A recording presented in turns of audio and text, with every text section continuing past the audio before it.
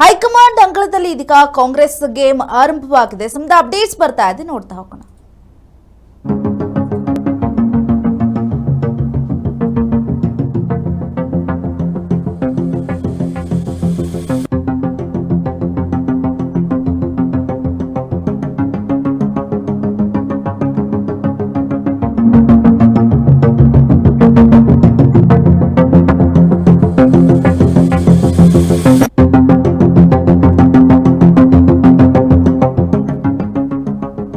High command ಅಂಗಳದಲ್ಲಿ ಇದೀಗ Congress game ಆರಂಭವಾಗಿದೆ. ಯಾಕಂದ್ರೆ ನವದೆಹಲಿಯಲ್ಲಿ ಈಗ ಸಿಎಂ ಡಿಸಿಎಂ ಇಬ್ರು ಕೂಡ ಬೀಡ್ ಬಿಟ್ಟಿದ್ದಾರೆ. ಇವತ್ತು ಜೊತೆಗೆ ನಾಳೆ ದೆಹಲಿಯಲ್ಲೇ ಇವರಿಬ್ಬರ ವಾಸ್ತವ್ಯ ಇರುವಂತದ್ದು. ಸಿಎಂ ಮತ್ತೆ ಡಿಸಿಎಂ ಅವರು ಇವತ್ತು ಮತ್ತೆ ನಾಳೆ ದೆಹಲಿಯಲ್ಲೇ ಇರ್ತಾರಂತೆ. ಈ ನಡುವೆ ರಾಹುಲ್ ಗಾಂಧಿ ಅವರ ಭೇಟಿಯಾಗೋ ಸಾಧ್ಯತೆ ಇರುವಂತದ್ದು. ರಾಘಾ ಭೇಟಿಗೆ ಇದೀಗ ಸಮಯವನ್ನ ಕೇಳಿದ್ದಾರೆ. ಭೇಟಿ ಮಾಡೋದಕ್ಕೆ ನಾಯಕರು ಸಮಯವನ್ನ ಕೇಳಿ ನಿಗದಿಪಡಿಸೋದಕ್ಕೆ ಸಜ್ಜಾಗಿದ್ದಾರೆ. ಸಿಎಂ ಡಿಸಿಎಂ ಅವರು ಪ್ರತ್ಯೇಕವಾಗಿ ಮಾತುಕತೆ ಮಾಡುವಂತ ಸಾಧ್ಯತೆ ಹೆಚ್ಚಳ ಇರುವಂತದ್ದು. ಈಗಾಗಲೇ ಸೆಪ್ಟೆಂಬರ್ ಕ್ರಾಂತಿ ಒಂದು ಕಡೆ ಕೇಳಿ ಬರ್ತಾ ಇದೆ. ಈ ನಡುವೆ ಸಿಎಂ ಡಿಸಿಎಂ ಅವರು ಕೂಡ ದೆಹಲಿಗೆ ಹೋಗಿದ್ದಾರೆ. ಮತ್ತೊಂದು ವೇಳೆ ಸಾಕಷ್ಟು ಆರೋಪಗಳು ಕಾಂಗ್ರೆಸ್ಗೆ ಈಗ ಏನು ಕೇಳಿ ಬರ್ತಾ ಇರುವಂತದ್ದು. ಕಾಂಗ್ರೆಸ್ ಅಂಗಳದಲ್ಲಿ ಇದೇ ಒಂದಿಷ್ಟು ಆರೋಪಗಳು ಈಗ ಬಿಜೆಪಿಗೆ ಕೂಡ ಸಾಕಷ್ಟು ಅಸ್ತ್ರ ಆಗಿರುವಂತದ್ದು. ಇನ್ನು ಮತ್ತೊಂದಿಷ್ಟು ಬಣ ಏನಿದೆ, ಶಾಸಕರ ಬಣ ಡಿಸಿಎಂ ಅವ್ರಿಗೆ ಪರ ಬ್ಯಾಟಿಂಗ್ ಮಾಡ್ತಾ ಇದ್ದಾರೆ. ಅವರು ಸಿಎಂ ಆಗಬೇಕು, ಪವರ್ ಶೇರಿಂಗ್ ಆಗಬೇಕು ಅನ್ನೋಂಥ ವಿಚಾರಗಳು ಕೂಡ ಕೇಳಿ ಬರ್ತಾ ಇದೆ. ಈ ನಡುವೆ ಸುರ್ಜೇವಾಲಾ ಅವರು ಕೂಡ ಹೇಳಿದ್ರು, 1-to-1 ಮೀಟಿಂಗ್ ಅನ್ನ ಮಾಡಿದ್ರು. ಆದ್ರೂ ಕೂಡ ಸುಮ್ಮನಾಗಿಲ್ಲ. ಹಾಗಾಗಿ ಈಗ ರಾಹುಲ್ ಗಾಂಧಿ ಅವರನ್ನ ಭೇಟಿ ಮಾಡಿ ಏನೇನ್ ನಡೀತಾ ಇದೆ, ಯಾವ್ಯಾವ ವಿಚಾರಗಳು ಎಲ್ಲೆಲ್ಲಿ ಬಂದಿದೆ ಅನ್ನುವಂತ ಮಾತುಕತೆಯನ್ನ ಮಾಡ್ತಾರಾ, ಅಥವಾ ಪವರ್ ಶೇರಿಂಗ್ ವಿಚಾರವಾಗಿ ಮಾತುಕತೆ ಆಗತ್ತಾ, ಯಾವ ರೀತಿಯಾಗಿ ಮಾತುಕತೆ ಆಗುತ್ತೆ ಗೊತ್ತಿಲ್ಲ. ಯಾಕಂದ್ರೆ ಸಾಕಷ್ಟು ಬೆಳವಣಿಗೆಗಳಿರುತ್ತೆ. ಒಂದಿಷ್ಟು ಕೆಲಸದ ವಿಚಾರವಾಗಿಯೂ ಕೂಡ ಮಾತುಕತೆ ಆಗಬಹುದು. ಬಿಜೆಪಿ ಆರ್ಎಸ್ಎಸ್ ವಾಲೋ ಕೋ ಅಥವಾ ಪವರ್ ಶೇರಿಂಗ್ ವಿಚಾರವಾಗಿಯೂ ಕೂಡ ಮಾತುಕತೆ ಆಗಬಹುದು. ಹಾಗಾಗಿ ಹೈಕಮಾಂಡ್ ಅಂಗಳದಲ್ಲಿ ಈಗ ಕಾಂಗ್ರೆಸ್ ಗೇಮ್ ನಿಂತಿದೆ.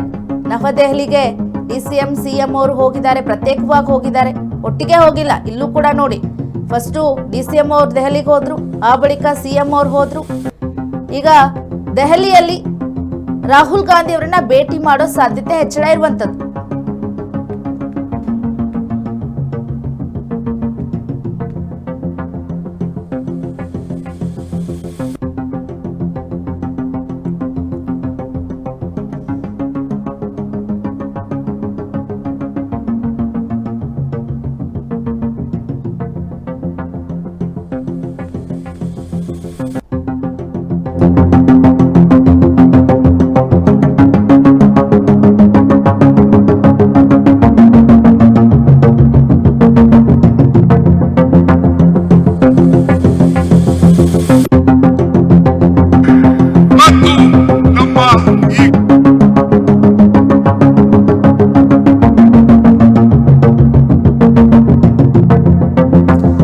ಬಹಳ ಗಮನ ಇಟ್ಟು ನೋಡ್ಬೇಕಾ ನಾವಿಲ್ಲಿ. ಯಾಕಂದ್ರೆ ದೆಹಲಿಯಲ್ಲಿ ಸಿಎಂ ಡಿಸಿಎಂ ಅವರಿದ್ದಾರೆ, ಆದ್ರೆ ಬೆಂಗಳೂರಿನಲ್ಲಿ ಖರ್ಗೆ ಅವರಿದ್ದಾರೆ. ಬೆಂಗಳೂರಿನಲ್ಲಿ ಎಐಸಿಸಿ ಅಧ್ಯಕ್ಷ ಮಲ್ಲಿಕಾರ್ಜುನ್ ಖರ್ಗೆ ಅವರಿದ್ದಾರೆ, ದೆಹಲಿಯಲ್ಲಿ ಇಲ್ಲ ಅವರು. ಹೀಗಾಗಿ ಮಂಗಳವಾರ ರಾತ್ರಿಯೇ ಬೆಂಗಳೂರಿಗೆ ಬಂದಿರುವಂತದ್ದು. ಮಲ್ಲಿಕಾರ್ಜುನ್ ಖರ್ಗೆ ಅವರು ಮಂಗಳವಾರ ರಾತ್ರಿಯೇ ಬೆಂಗಳೂರಿಗೆ ಆಗಮಿಸಿದ್ದಾರೆ.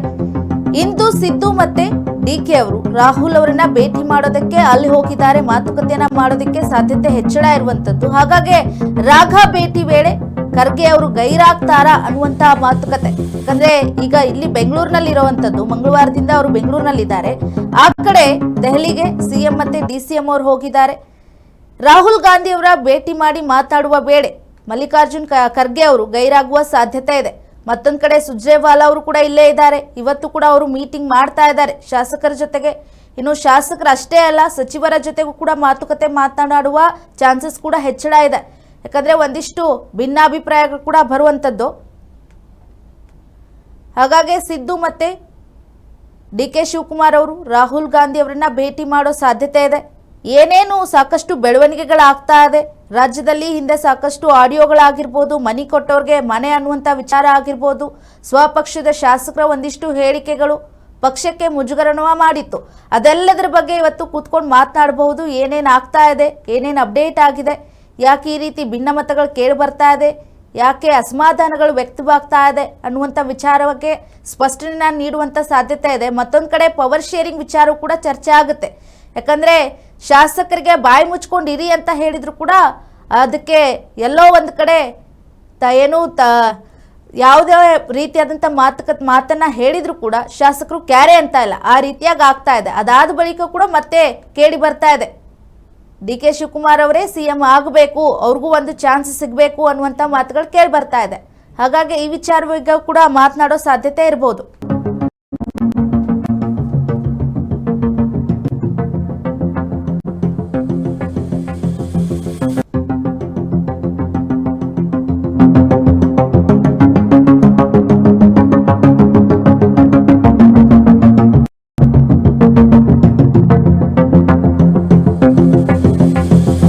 ಸಿದ್ದರಾಮಯ್ಯ ಅವರ ಜೊತೆ ಡಿಕೆಶಿ ಅವರ ಜೊತೆ ಸುರ್ಜೇವಾಲಾ ಅವರು ಕೂಡ ಸಭೆಯನ್ನ ಮಾಡಲಿದ್ದಾರೆ.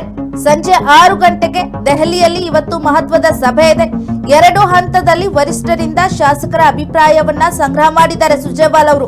ಇಂದು ಸುರ್ಜೇವಾಲಾ ಅವರು ಬೆಂಗಳೂರಿನಿಂದ ದೆಹಲಿಗೆ ಹೋಗ್ತಾ ಇರುವಂತದ್ದು ಆಡಳಿತದ ಬಗ್ಗೆ ಸಿಎಂ ಅವರ ಜೊತೆಗೆ ಡಿಸಿಎಂಗೆ ಮಾರ್ಗದರ್ಶನವನ್ನ ಕೊಡ್ತಾ ಇದ್ದಾರೆ. 15ರಿಂದ 20 ನಿಗಮ ಮಂಡಳಿಯ ನೇಮಕಗಳ ಬಗ್ಗೆ ಚರ್ಚೆ ಆಗೋ ಸಾಧ್ಯತೆ ಇದೆ. ಜೊತೆಗೆ 4 MLCಗಳ ನೇಮಕ ವಿಚಾರವಾಗಿಯೂ ಕೂಡ ಚರ್ಚೆ ಆಗುವಂತ ಸಾಧ್ಯತೆ ಇದೆ.